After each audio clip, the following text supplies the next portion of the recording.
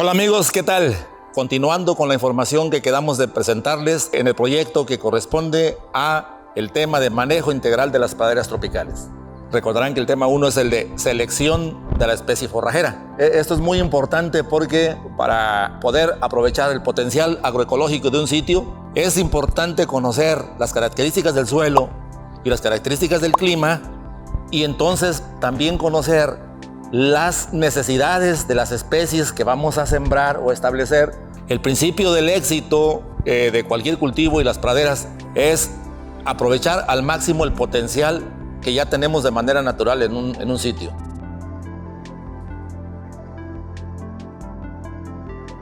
Las especies responden de manera diferente a las condiciones de suelos, de fertilidad o textura o acidez.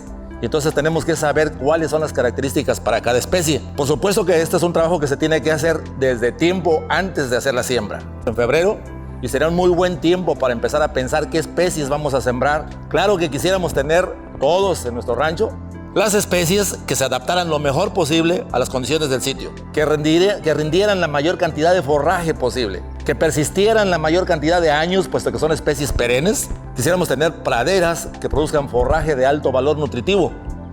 También cuando uno piensa en asociaciones con gramíneas, leguminosas, está uno pensando en especies que sean compatibles desde el punto de vista biológico y productivo. Quisiera uno tener en su rancho la especie que lo hiciera todo, que fuera buena para los becerros, para las vaquillas, para los animales en desarrollo y para las vacas en producción.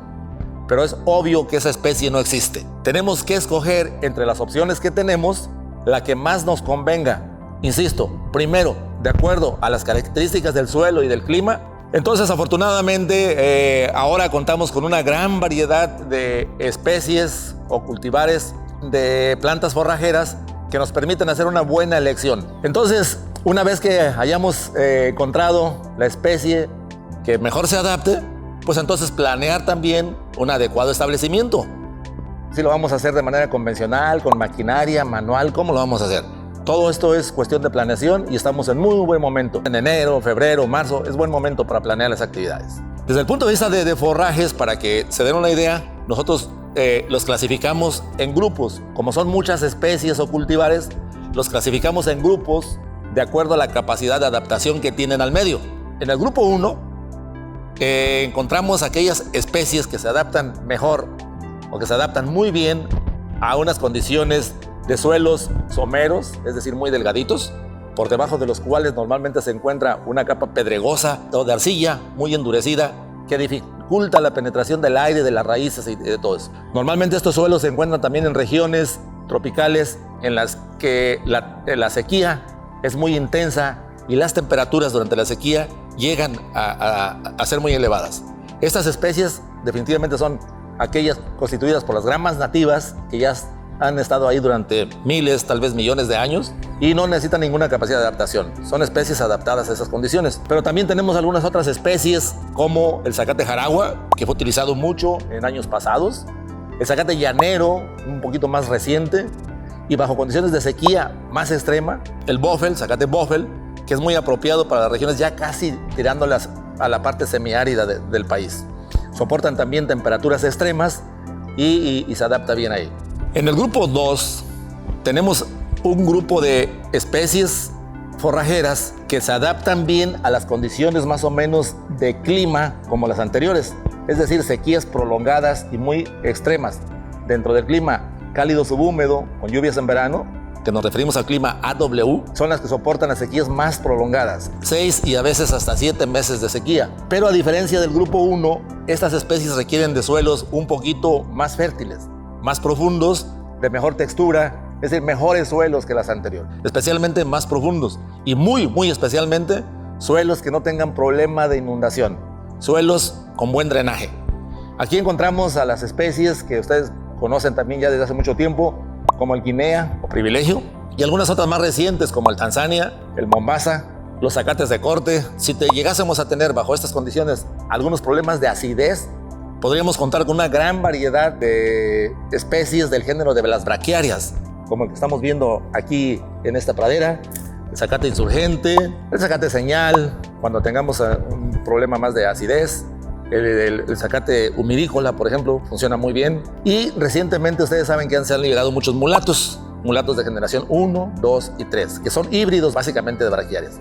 Estos zacates son especialmente recomendados cuando tenemos, como les decía, problemas de acidez, que inclusive llega a ocasionar problemas de toxicidad por fierro, manganeso y aluminio, que llegan a ser problemas de fertilidad en suelos muy ácidos. Las braquiarias lo soportan perfectamente bien. Luego tenemos el grupo 3, en el cual encontramos especies que requieren suelos un poquito más húmedos. La humedad residual en el suelo debe ser un poco mayor o más prolongada para que estas especies se adapten bien. No son muy exigentes a lo que es suelos, ni textura, incluso ni fertilidad. Se adaptan bien en una variada condición de suelos, pero sí requieren un poquito más de humedad que el grupo anterior. Aquí encontramos, como ustedes lo conocen muy bien, al zacate estrella, al zacate pangola, al zacate señal en el caso de las braquiarias. Cuando en este tipo de suelos tengamos problemas de acidez, podemos contar perfectamente otra vez con un buen número de braquiarias, empezando por el señal y siguiendo por los mulatos. Si por el contrario tuviéramos problemas de alcalinidad, entonces estaríamos contando con especies del tipo de Bermuda que se adaptan muy bien a suelos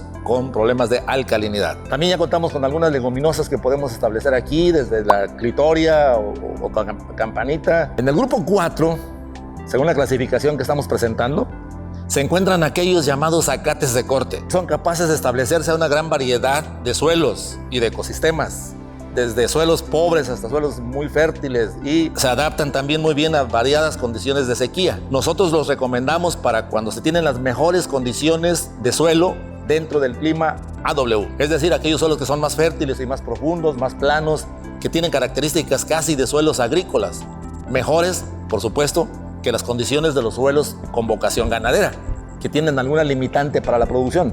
Los zacates de corte, tales como el Taiwán, el King Grass, el Merquerón, el Elefante, el CT115, aconsejamos que se establezcan bajo las mejores condiciones posibles de suelo del rancho, ya que por su elevado potencial productivo que tienen, también son muy extractivos del suelo y requieren de suelos que mantengan esa productividad. No es que no se establezcan en otro tipo de suelos con lomeríos o muy secos, pero no van a expresar su potencial productivo. Por eso lo recomendamos para las mejores condiciones del suelo. Por cierto, cabe hacer la aclaración que estos zacates no solamente son para corte, por supuesto que responden muy bien también bajo condiciones de pastoreo, pero tiene que ser un pastoreo rotacional muy intensivo. No soportan pastoreos continuos, de plano los desaparecen. Este es el grupo de los zacates de corte. Luego tenemos algunas áreas inundables en las que definitivamente tenemos que echar mano de los zacates que se adaptan bajo esas condiciones.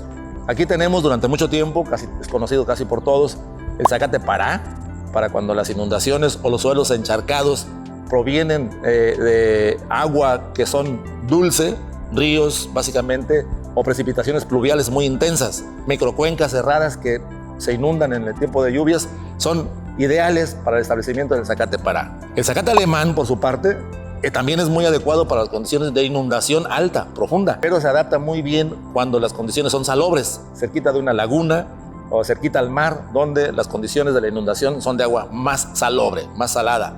Quisiera hacer la aclaración de que el presupuesto forrajero de un rancho cualquiera, en cualquier parte del mundo, no depende solamente a veces de las gramíneas que tenemos.